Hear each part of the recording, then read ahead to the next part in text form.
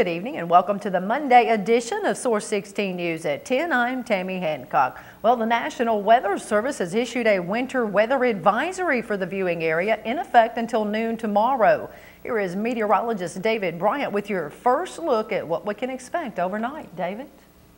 Well, Tammy, we're not alone. National Weather Service offices all across the region have issued those winter weather advisories, and you see pretty much the entire map colored in blue because various offices from Louisville through Paducah down toward Memphis and Nashville have issued those advisories. Now, as far as the snowfall goes, expecting that to continue as we go through the overnight hours, and generally about 1 to 2 inches of accumulation expected tonight all the way through tomorrow, late afternoon into the evening by the time this thing wraps up.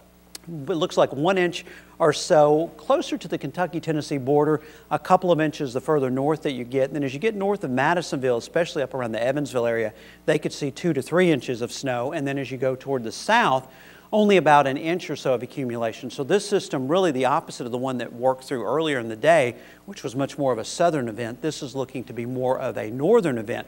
Now, once this moves through, it looks like we're going to see much colder air working its way into western Kentucky. And I'll have more details on that in my main weather in just a few minutes. Tammy? Thanks, David. Now remember, a winter weather advisory for snow means that periods of snow will cause primarily travel difficulties, so be prepared for snow-covered roads and limited visibility and use caution while driving.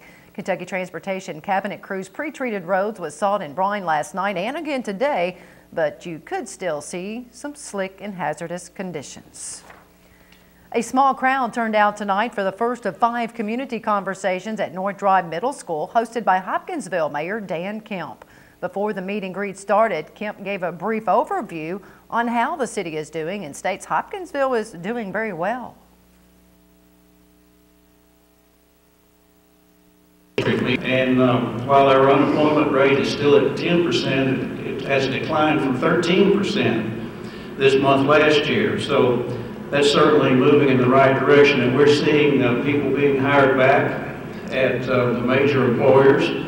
We've had some good announcements this past fall on some expansions at local plants, and we hope to have some announcements later on this year about further expansions and growth and employment opportunities in Hopkinsville and Christian County.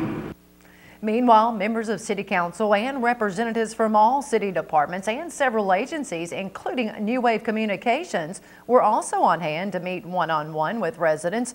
New Wave General Manager Larry Hoyle says area residents are always welcome to stop in. Come by our office anytime. We're always there, and you know, from 8 to 6 o'clock in the evening. So come on by the office. We're always there, and we got a lot of associates up front to answer your questions and have a cup of coffee on us. Come on by. 2 residents who attended the meet and greet praised officials for their hard work.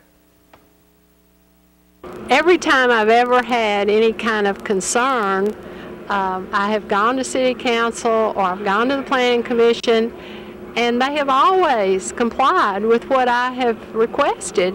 In our neighborhood, we had a curb that didn't conform to Federal Disabilities Act, and I contacted the street department, and within 6 weeks, or it may have been even less, we had a brand new curb, which was great because we have lots of children in our neighborhood who ride bikes, and it's just safer.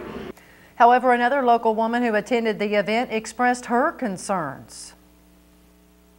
Yeah, I have a lot of concerns about our safety of our children and everyone in our community. Actually, I feel that there are a lot of crooked people in our community, and we need to get rid of the crooked ones and get the straight ones that are going to stand up for what's best for us. The next scheduled meeting will take place Monday evening, March 14th at Millbrook Elementary School from 5:15 until 7 o'clock. Members of the Community and Development Services met tonight and approved 2 plats in the city of Hopkinsville. A preliminary plat was approved in the village at Novadale for a 96 lot and nearly a 30-acre subdivision on Ashworth Circle. And a final plat was approved for a 44 lot and over 12-acre Sheffield Downs subdivision located off Conference Center Drive. After the meeting, members, friends, and family of the late Bill Bruce gathered for a dedication of the Lackey Municipal Buildings Conference Room in his honor. Christian County Judge Executive Steve Tribble reminisced about his friend. About the only thing I want to say is just on behalf of fiscal court, we certainly do appreciate this very much. I mean, Bill, as you all know, he was just about my very best friend ever, and I miss him very much. But he just keeps showing back up. I was telling Jess, I was in Birmingham this weekend. We came out of our hotel Sunday morning to come home, and I came out to get in the car, and there were two white Chevy Impalas sitting right there side by side. And I told Larry Gillette, I said, look, that's the kind of car Bill drives, or drove. But anyway, I think about him every day and I miss him, but I thank you all for doing it. Magistrate Bill Bruce passed away this past October after acting as magistrate for over 20 years. 1st District Congressman Ed Whitfield's field representative Michael Pape told Source16 News today that they are looking at all security measures after the shooting this weekend of Arizona Democrat Gabrielle Giffords. When in the district, Pape says they will make sure local law enforcement officials are aware of Whitfield's schedule and see if any security can be provided or at least be nearby. However, he says Whitfield has always been accessible to constituents and wants to remain so. Pape says they do not want to overreact, but they will continue to do the things they have done in the past to ensure the congressman's safety as well as his staff and audience. Last fall, according to Pape, a security camera was installed at Whitfield's district office in Hopkinsville. Meanwhile, Governor Steve Beshear today directed that flags at all state office buildings be lowered to half-staff through Friday in honor of the Tucson, Arizona shooting victims. Pinarale Area Development District Board members welcomed 5 new members today. The new members included Todd County Judge Executive Daryl Greenfield, Crittenden County Judge Executive Perry Newcomb, Lyon County Judge Executive Wade White, Mayor of Eddyville Nancy Slayton, and Mayor of Madisonville David Jackson. Christian County Judge Executive Steve Tribble also nominated and swore in 3 members to fill vacant pad officer seats. Princeton Mayor Gail Cherry is the new vice chairman. Trigg County Judge Executive Stan Humphreys is the new secretary, and Muhlenberg County Judge Executive Rick Newman is the new treasurer. If you would like more information about PAD, you can visit their website at peadd.org. The Department of Defense has confirmed the first Fort Campbell soldier casualty of the new year. 24-year-old Specialist Christian Romeg of Kenner, Louisiana, died Wednesday, January 5th, after being hit by an improvised explosive device blast while conducting convoy operations in Afghanistan. Romeg was a cavalry scout assigned to Alpha Troop, 1st Squadron, 61st Cavalry Regiment, 4th Brigade Combat Team. He joined the Army in May 2008 and arrived at Fort Campbell in November 2009. A Fort Campbell soldier charged with allegedly skinning his wife's dog and then handing it to her in a bag will stand trial this week in Christian County District Court. Hopkinsville police arrested 42-year-old Mark Staley of Denzel Drive on the afternoon of December 28th at his residence.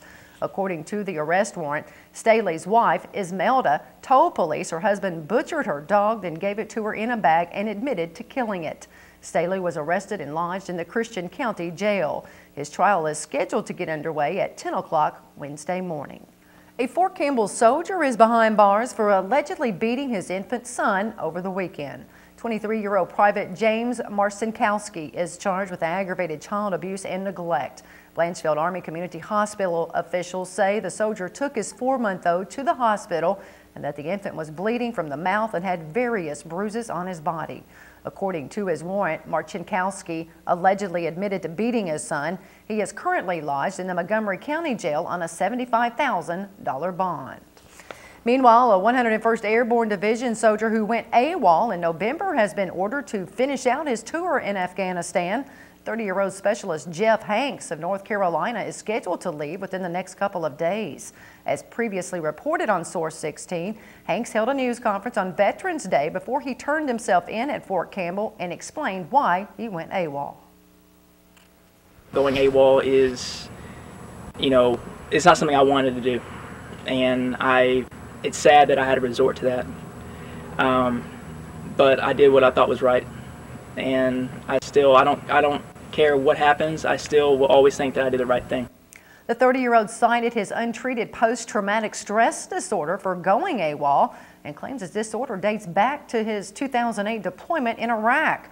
When Source16 asked what he would tell his 2 small daughters about his decision to defy his orders, Hanks broke down in tears. No matter how I come across is I still love them, and it's not them.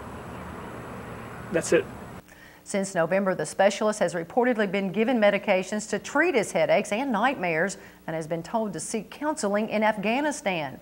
Supporters from Iraq Veterans Against the War plan to send a letter to Hank's command stating they believe the 30-year-old's rights to heal is being violated. Now it's time to take a look at some upcoming chamber events brought to you by the Hopkinsville Christian County Community Vision Plan. The Chamber's Lunch and Learn series will be held tomorrow, January 11th from 11:30 to 1 p.m. at the Holiday Inn at 2910 Fort Campbell Boulevard. Murray State University professor Dr. Jeff Seaton will talk about how you can improve your employee selection during the recruiting and hiring process.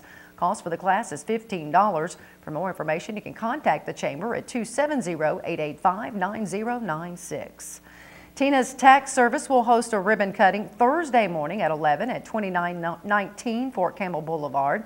And the annual State of the College Eye Opener Breakfast will be held next Tuesday morning, January 18th at 7:30 at Hopkinsville Community College's Auditorium Building.